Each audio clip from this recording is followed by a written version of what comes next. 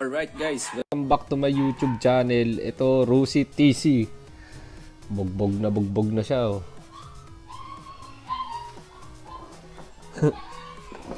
Bali ito, walang kuryente. Iisa-isahin natin kung bakit wala siyang kuryente. Yan, rock and roll. Una nating i-check dito guys, itong stator niya. Walang kuryente ito sa spark plug guys ha. Hindi siya nag-produce ng kuryente dito sa spark plug. Kaya nawawalan siya ng spark. Unang i-check natin, itong stator niya. Bali ito yung mga wires niya. Gagamit tayo ng multi-tester. Alright. Set up muna natin. Yan, bali yan guys. Itong pulser niya dito, yung stator niya dito guys. Bago yan, pinalitan na daw yan. Tapos umokay na. Yan. I-check natin dito. Itong stator, paano ba natin gagawin yan? Ang una kong chinecheck sa stator, pag ganyang walang kuryente.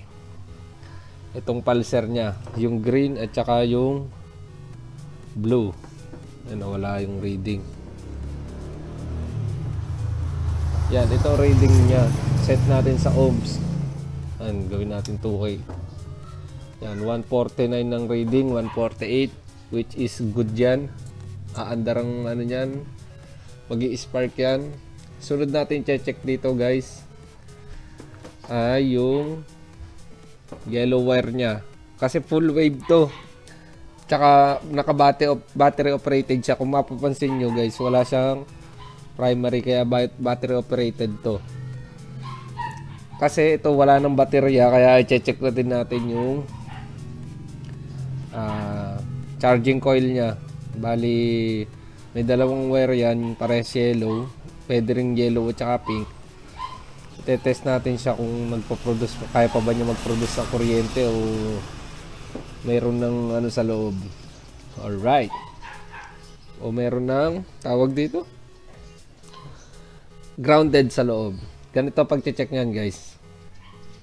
Yan, ilalagay nyo lang yung yung terminal natin dun sa parehas yellow o yellow o na may pink. Yan, tapos tignan natin kung may continuity siya. Bubunutin nyo sa socket guys ha. Yan, may continuity siya. Natunog eh. Tapos kaya natin, alisin natin yung isa. Yan. Tapos i-ground naman natin. Titignan natin kung may continuity. Ito magandang ground. So wala siya, hindi siya grounded. Tapos ililipat nyo naman dun sa isa. Isa naman. Okay, pa pumasok. Yan. Tapos check nyo rin dito. Wala siyang continuity. Ibig sabihin guys, buo ang natin stator. Walang problema sa stator dyan. Lipat naman tayo dito sa charging system niya. Kasi nga wala tong baterya guys. Bali yan guys, kung mapapansin nyo dito, naging yellow at saka pink na yung output nya. I-check nyo kung magkakonekta pa siya dito. Yung yellow pink, yan yung yellow, and then yung yellow, tapos nandito rin yung pink. Medyo luto na nga lang yung kulay ng pink. Titignan nyo lang yung continuity nya. Naging brown na yung pink oh. Pero pink yan. Testing natin kung may continuity siya. Bali ito, na-testing ko na to, may tuloy-tuloy naman siya. Tapos itong green, ground dyan. Tignan nyo kung magkakonekta din dito, kaya sa body ground. Tapos itong red, ito yung output niya. Yung tapon niya ng kuryente. Kailangan guys, kahit walang baterya yung mga motor na battery operated, tatakbo pa rin yan. Gawa ng sinusupplyan pa ng charging. Yan, testing natin kung nagcha-charge pa siya. Alright, yan. Bali yan. Kunin natin yung terminal ng battery. Pinutol-putol na nilalagyan natin test valve. Tapos lagay natin doon sa ground. Pag ito umilaw guys, ibig sabihin naglalabas pa ng kuryente itong rectifier nya. Rectifier regulator. Hindi maganda ang ground ah. So ayan guys, kinabit natin sa ground yung test valve natin. Tapos itong test valve dun sa output ng battery nya. Kinabit din natin itong stator niya. Dapat to iilaw to. Galing to sa rectifier kasi yung kulay red nito. Pag ito umilaw guys, ibig sabihin buo ang rectifier. Ay, tagas. Yun. Isa pa. Yun. Ibig sabihin buo rectifier niya kasi naglalabas pa siya ng output ng kuryente. Yan. Okay, walang diferensya rectifier guys. Walang diferensya to. So lilipat naman tayo sa CDI. Alright. Yan, bali guys, sa pag-check ng mga Insacor CDI yan, lagay natin yung blue. Galing yan dito sa pulser. Tignan natin kung may continuity dito. Parang wala. Tignan natin kung may continuity. Oh, ano na. Yan. Meron naman siya guys. Yan, natunog. Sunod, check natin yung ground. Kung may continuity siya, lipat natin dito sa ground. Yan, lipat natin dyan. Check natin yung ground dito. May continuity siya ng ground, yung kulay green. Sunod, check natin itong ano niya, papunta sa ignition coil. Itong kulay yellow na may stripe na black. Black na may stripe na yellow. Yan.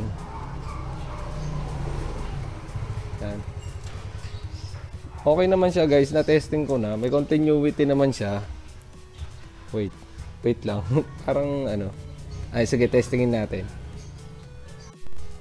Alright guys, yan, nakakabit na. Guys, ito pinutol to. Sabi ko, bakit pinutol? Kasi daw pangit daw ang connection nito. Sabi ko, ito dapat hindi pinuputol to.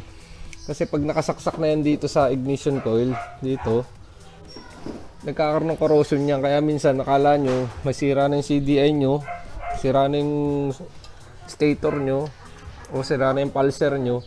Yung pala dito lang nagkakaproblema. Yan, check natin siya yung ano nya. Kaya huwag kayo magpuputulon guys. Mas maganda lagyan nyo na sakit kasi para iwas yung hindi siya magko-corrosion, hindi madudumihan. Yan, kaya nilagyan ko ulit siya ng tape na ano. Check natin kung may continuity. Oh, nalaglag, nahugot pa. Yan, ulit natin. Yan, check natin kung may continuity. Meron naman siya continuity doon, galing dito sa CDI. Okay naman siya. So, ang susunod natin dito, may huli dito na black na wire. Ito, para saan ba itong black na wire? Ito guys, ano yan sa susian. Yan. Pag nakaganyan yan, hindi magpo-produce ng power, ng kuryente yan. Bali yan na yung naging kill switch niya. Ito. Yan, kaya susi natin. Tapos, gagamitan ulit natin siya ng test valve. Alright. Yan guys, okay na. Hindi na siya natatanggal yung connection niya. Nakalagay ito sa black wire ha guys, nakatusok sa yung test ano natin. Tapos yung ground. Dapat yan, pag naka-off yung susi, nasa ignition off siya, hindi siya iilaw kasi yung ginawang kill switch. Okay. Hindi siya nailaw. Pag in-on natin, on. Yan. Naka-on yan guys, on. Dapat iilaw siya kasi yung supply niya nanggaling sa susian, yung accessories wire. Yun. Nakita nyo, nailaw. Yun. So, yan. All in all, guys, walang sira yung susian niya. Diyan nyo na rin ma-check kung may sira yung susian. Walang sira ang stator. Okay. Walang sira ang rectifier. Okay. Kasi nga hindi tatakbo to pag walang battery. Tatakbo pala to kahit walang battery. Pero pag wala kang battery tapos wala ka rin itong charger niya, talaga siyang hindi tatakbo. Kasi ang charging nito nakadepende sa battery. Yung under nitong motor depende sa battery. Kaya nga battery operated tsaka sa charging. Alin man doon sa dalawa mawala. Wala kang kuryente. Okay, buo ang ano niya, stator, buo din ang rectifier, buo ang mga wiring. Pero pag ano, wala pa rin lumalabas dito, kuryente dito.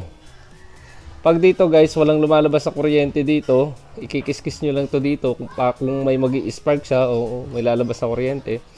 Ibig sabihin, buong CDI nyo. Bali dito sa case na to guys, sira ang CDI nito.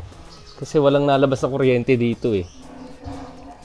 Yan, bali, nakabili na nga ito ng CDI. Kaso, yung nabili niya CDI, palpak.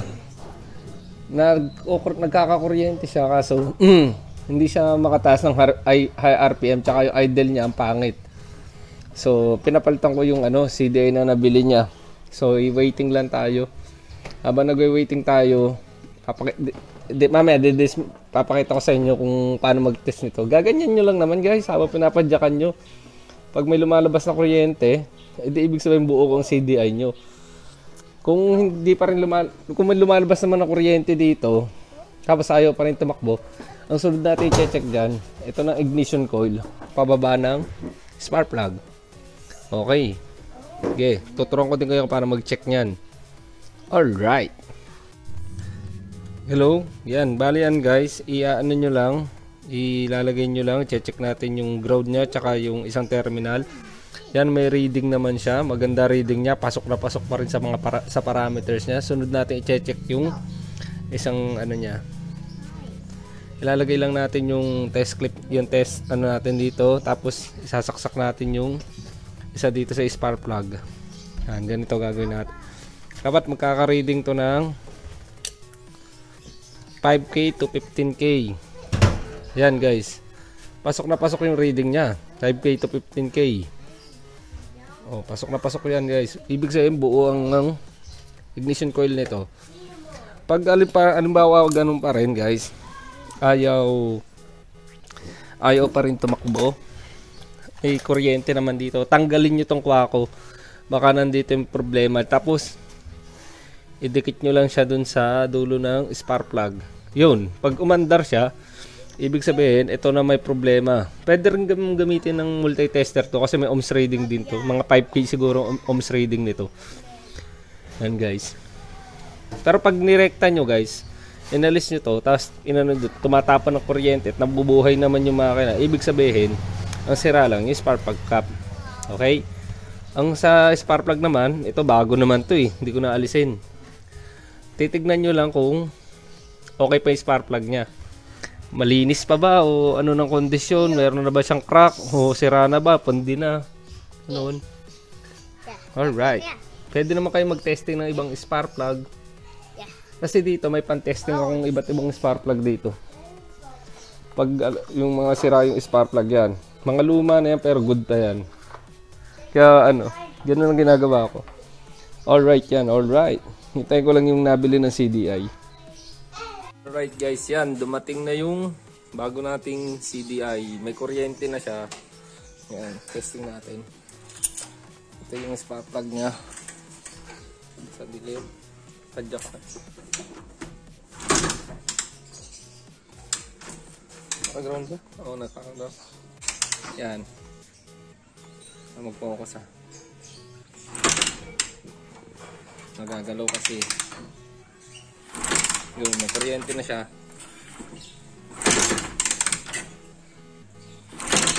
Yun. Bali yung naging issue pa nito guys, kala ko kuryente lang. Yung pala sira na yung ulo ng barbula nya, hindi ito. Yan. Yung dyan mayroon pa. Ito naman sa kabila. Tinanggal ko lang yung para kitang-kita. Yan, putol na guys. Wala na yung ulo. May tama na. Kaya ang tigas pala niyang padyakan kanina. So yun guys. Yun ang nangyari dito. Pero may kuryente na siya. Pagdadiagnose lang naman ng kuryente itong video natin eh. Sa ibang video ko na lang gagawin to. Alright. Top overhaul pa pala to. Alright.